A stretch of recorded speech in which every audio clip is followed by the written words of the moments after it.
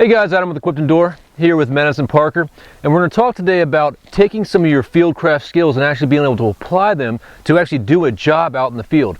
Too many different schools might just show you how to do something, but not necessarily why you're doing something. Knowledge is great, but without the ability to actually apply that knowledge, it's not going to do any good. So here's a great example. We're going to take this tree right here and actually make a wilderness vise. So Madison is able to use his blade as a draw knife and finish working on this Osage bow. We're gonna get started right now. Madison, take it away.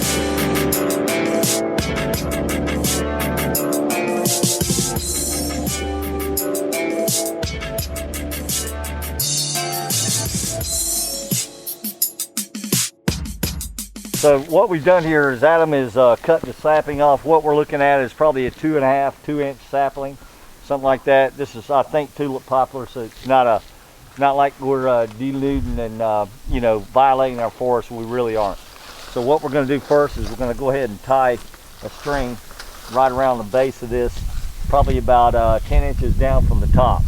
Go ahead and give me a couple of turns there. It doesn't have to be like tight as what you pull with a bulldozer, but you know, something tight enough to stop the split. I'm going to split this thing here in a second. What we've got a stopper here for when I make this split. You know, recently I've been hearing everybody calls these batons. I don't call it a baton, I call it a beater stick.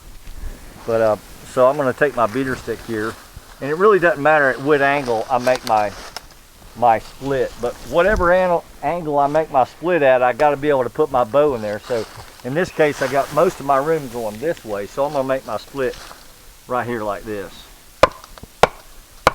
Now in some cases it might be better to have an axe, maybe a Wetterling, and or maybe a Transforce Brooks or something like that, because you're going to make a bigger, wider split. Now if you didn't have a sapling, you can actually do this with a large piece that you drive in the ground too, but the root system is going to be a better anchor point anyway, so we'll probably be squared away with that.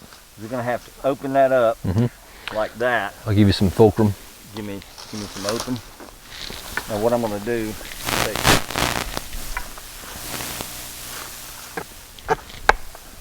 okay, now anchor me here on the top.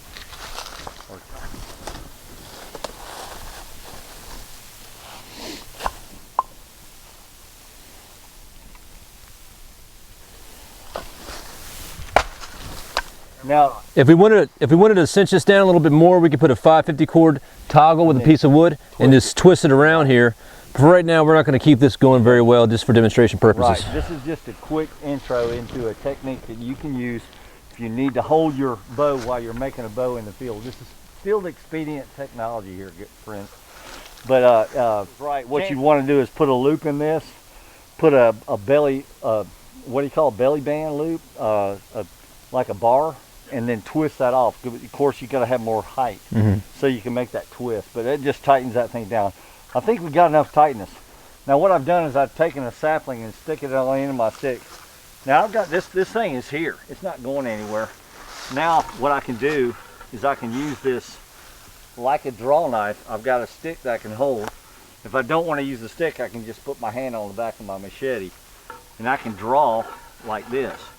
Now if it's dropping on me, what I can do is take something like this, put this on top of it so that it won't go down. You see it like that? See what I'm doing here, friends? So really what we're trying to do, I'm not trying to teach you how to build a bow here. I'm basically teaching you how to anchor a piece of wood, and it doesn't have to be a bow. It might be a spear. You might be making a spear point. You might be, and you got, you know, two hands are never going to, especially on hardwood like Osage, to sharpen it off with your hand is not near as effective as it would be if you stuck it in this, what you call nature's vise. And that's really what we've shown you here today. So the great technique, Madison, and like I said before, this is something that, you know, if you need a third hand out there and you don't have somebody out here, you know, Madison could have just easily done it by himself. But you know, I was here to help him out, knock it out in a quicker video. It's always better to have two guys. I mean, pairs are something that I grew up understanding. I never did anything without, you know, learning in the SEALs, and I'm still learning it today. I think I'd never send out people by themselves. I always pair people up. Again, the simple, you know, what you'd call a nature's vise. You can see all we did is take a sapling, we split it, we stuck the bow in it, we tied it off. And this isn't going anywhere, guys. So if I wanted to point right here, I don't have to hold it with my left hand. I can just sit there and do this. So I got two hands to cut with rather than holding with one hand and cutting with the other.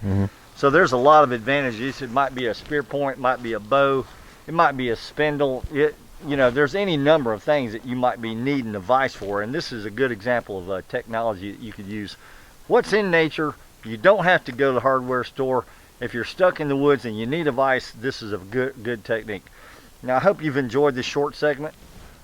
We are Equipped to Endure here. You can find us on the website at www.equippedtoendure.com. My name is Madison Parker. This is Adam Francis. We thank you so much for watching, and remember, if you're not always prepared, you're never prepared. That's right, couldn't have said it better myself. You guys take care, be safe, we'll see you soon.